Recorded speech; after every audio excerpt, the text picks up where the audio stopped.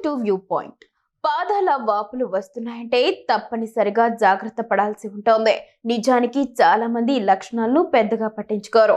వాపులు తిమ్మిర్లు తగ్గడానికి తాత్కాలికంగా మందులు వేసుకుని అక్కడితో వదిలేస్తారు. కానీ ఈ చిన్న సమస్యలే చాలా పెద్ద ముప్పుకు మారే ప్రమాదం ఉంటుంది. అందుకే వీలైనంత త్వరగా స్పందించాలి. మరి ఇలా పాదాల్లో జరిగే మార్పులు ఏ ఏ రోగాలకు సంకేతాలు, ఎందుకు ఇలా జరుగుతాయనే వివరాలు ఇప్పుడు తెలుసుకుందాం.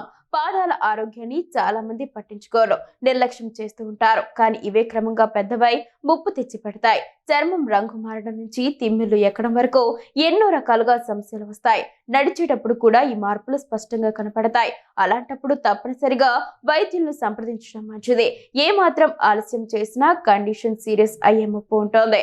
నిజానికి పాదాల్లో ఇలాంటి మార్పులు వస్తున్నాయంటే ఎన్నో తీవ్ర అనారోగ్యాలకు ఇవి సంకేతాలు కావచ్చు అని పలు అధ్యయనాలు తేల్చి చెప్తున్నాయి. ముఖ్యంగా డయాబెటీస్, గుండె సంబంధిత వ్యాధుల లక్షణాలు ఇదే విధంగా ఉంటాయి. పాదాల్లో మంట, కురుపులు రావడం లాంటి లక్షణాలు రక్త సరఫరా సరిగ్గా లేనప్పుడు కనబడతాయి. ముఖ్యంగా నరాలు డ్యామేజ్ అయినప్పుడు కూడా పాదాల్లో ఇలాంటి మార్పులు కనిపించే అవకాశాలు ఉన్నాయి.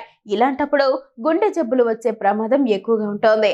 పాదాల్లో ఉష్ణోగ్రతల్లో మార్పులు వచ్చినప్పుడు కూడా రంగు మారేందుకు అవకాశం ఉంటుంది. ముఖ్యంగా వాపులను మాత్రం తప్పనిసరిగా గమనించాలి. ధమనుల్లో కొవ్వు పేరుకుపోయినప్పుడు, వీటి ఆరోగ్యం సరిగ్గా లేనప్పుడు ఇలా పాదాల్లో వాపులు వస్తాయి.